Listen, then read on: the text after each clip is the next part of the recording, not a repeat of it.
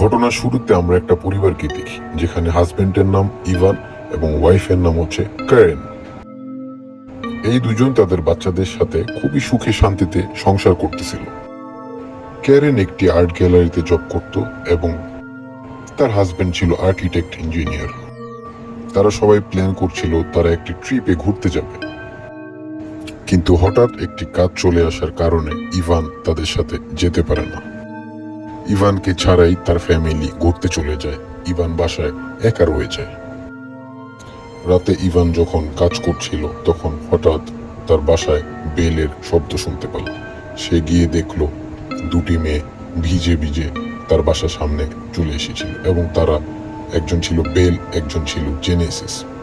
তারা দুজন বলতেছিল যে তারা খুব ভিজে গিয়েছে, তাদের আশ্রয়ের প্রয়োজন। আপাতত এখানে বাইরে খুব নির্জন এরিয়া, আশেপাশে কোনো গাড়ি পাওয়া যাচ্ছিল না, তাই তারা আশ্রয় চেয়েছিল এবং ইভান তাদেরকে আশ্রয় দিয়েছিল। এবং সে আশ্রয় পাওয়ার পর ইভান তাদের অনেক কিছুই লক্ষ্য করতে পারলো, যে তারা অস্বাভাবিক কাজকর্ম করতেছিল এবং তারা বিভিন্নভাবে হাসাহাসি করতেছিল এবং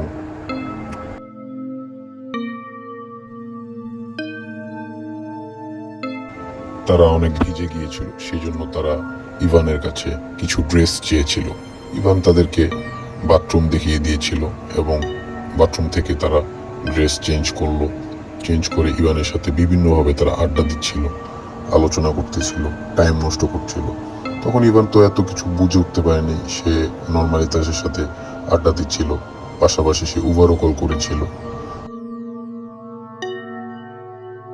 কিন্তু উবার আসতে দেরি হচ্ছিল। কিন্তু সময় যত যাচ্ছে ইভান ততই টের পাচ্ছে মেয়েগুলো স্বাভাবিক ধরনের না।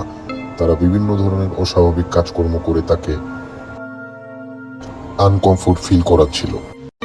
ইভান দেখতে থাকলো উবার আসতে কতক্ষণ লাগবে, কিন্তু সে দেখতে পেল এখনো দেরি আছে। সে বিভিন্নভাবে কথাবার্তা বলে তাদের সাথে বিষয়টা কিভাবে হ্যান্ডেল করা যায়, মেয়েগুলোকে কিভাবে অ্যাভয়েড করা যায়, সে সেই কাজগুলোই করছিল, কিন্তু তাও পারছিল না। মেয়েগুলো বিভিন্নভাবে তাকে অনেক ডিস্টার্ব করছিল, কথা তো বলছিল কিন্তু কথার পাশাপাশি তারা হ্যারেস করছিল। তাও ইভান হাসি খুশিভাবেই বিষয়গুলো হ্যান্ডেল করার চেষ্টা করছিল। এরপর ইভান বিরক্ত হয়ে আস্তে ধীরে সেখান থেকে উঠে যাওয়ার সিদ্ধান্ত নিল এবং উঠে গিয়ে সে চেক করলো মেয়েগুলোর জামা কাপড় শুকিয়েছে কিনা। সে দেখতে পেল যে মেয়েগুলোর জামা কাপড় শুকিয়ে গিয়েছে। সে মেয়েগুলোকে নক করলো, নক করে বলল তাদের উবারও চলে এসেছে এবং জামা কাপড়গুলো শুকিয়ে গিয়েছে, তোমরা এগুলো পরে নাও। কিন্তু মেয়েগুলো তার কোনো কথাই শুনছিল না। তখন সে বাধ্য হয়ে সে ওয়াশরুমের ভিতরে ঢুকে তাদেরকে জামাগুলো দেওয়ার সিদ্ধান্ত নিল। কিন্তু সে দেখে যে তারা নুড অবস্থায় গোসল করতেছিল এবং তার সাথেই জোরদস্তি করে তাকে বিভিন্নভাবে চেষ্টা করে যাতে হ্যারেস করতে পারে বা অন্য কিছু। কিন্তু সে অনেক কষ্টে কন্ট্রোল করে সে চিন্তা করলো তার পরিবার আছে, সেগুলো কিছুই করবে না। সে অনেকভাবে বোঝানোর চেষ্টা করে, কিন্তু মেয়ে দুটো বুঝতেই চায় না। সে জোর জবরদস্তি করে তার সাথে অনেক কিছু করে ফেলে, অনেক কিছু।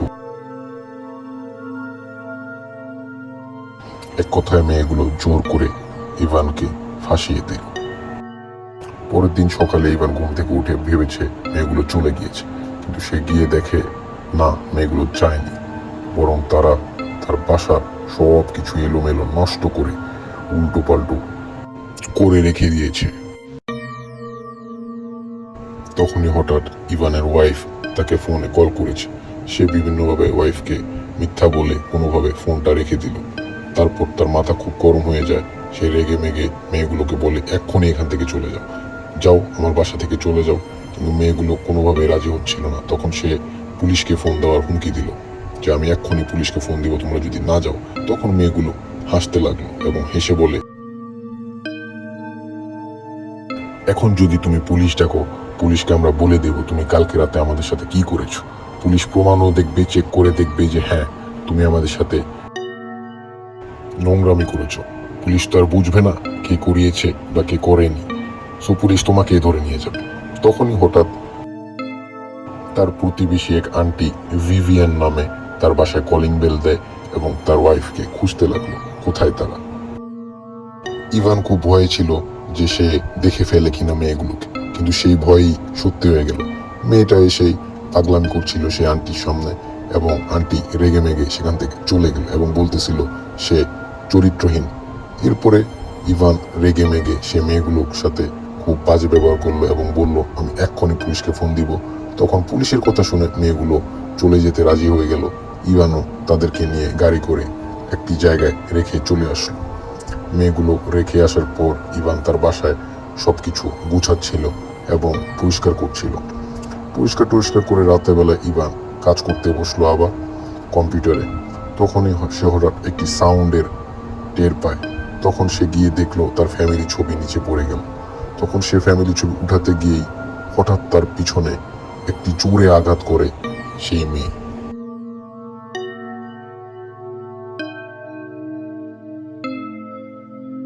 হুঁশ আসার পর ইভান দেখতে পেল তার শরীর হাত পা সবকিছু বেঁধে রেখেছে তারা, এবং তার সাথে জোরজবস্তি অনেক কিছু করার চেষ্টা করছে। তখন ইভান দেখলো তার মেয়ের স্কুল ড্রেস পরে এসে সে নষ্টামি করছে। মেয়েগুলো এক কথায় অনেক উল্টোপাল্টো কাজ করার চেষ্টা করছিল। ওই মুহূর্তেই ইভানের ওয়াইফ তাকে কল করলো এবং সেই কলটা মেয়েগুলো ধরার চেষ্টা করলো এবং ইভানকে ভয় দেখায়, যদি তুমি আমাদের সাথে ইন্টিমেট না হও সেক্ষেত্রে তোমার ওয়াইফকে আমরা ভিডিও কলে সব দেখিয়ে দিব, সো আমাদের সাথে আমরা যা চাই সব করতে হবে। এরপর জোর করে ইভানের সাথে তারা যা মন চায় করতে থাকলো এবং তারা সেটা ভিডিও করে রেখে দিল। তাদের মধ্যে একজন নিচে গেল কিছু খেতে। তখনই ইভান তার পুরো গায়ে শক্তি লাগিয়ে ধাক্কা মেরে মেয়েটিকে ফালিয়ে দিল এবং বাকি জনকেও ধরে শায়েস্তা করতে লাগলো। তখনই সে মেয়েটি তার বুকে কাঁটা চামচ গেঁথে দিল এবং সে বেহুশ হয়ে গেল।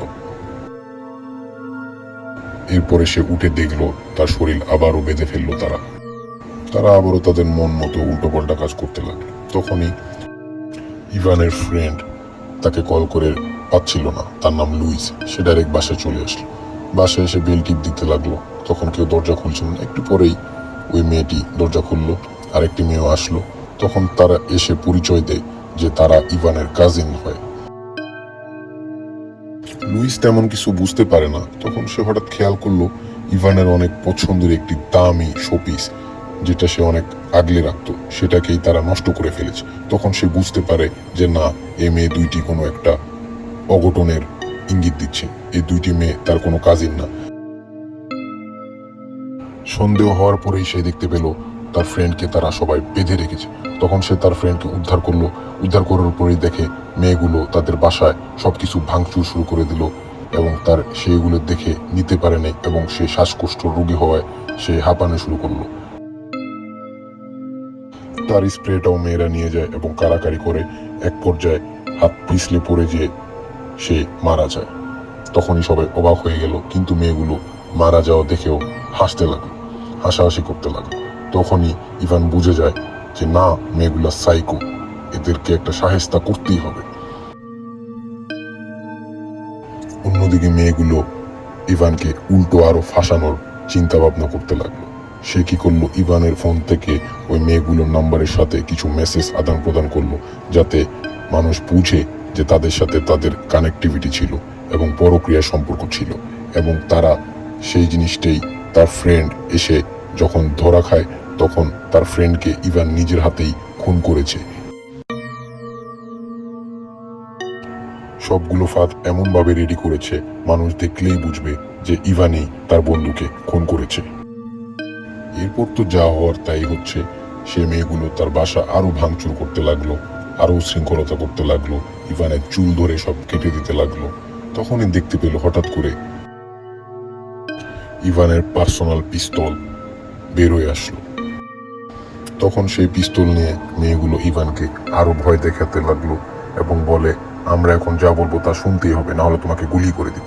তখন মেয়েগুলো তো পাগল, মেয়েগুলো বললো, ইভান চলো আমরা লুকাচুরি খেলি।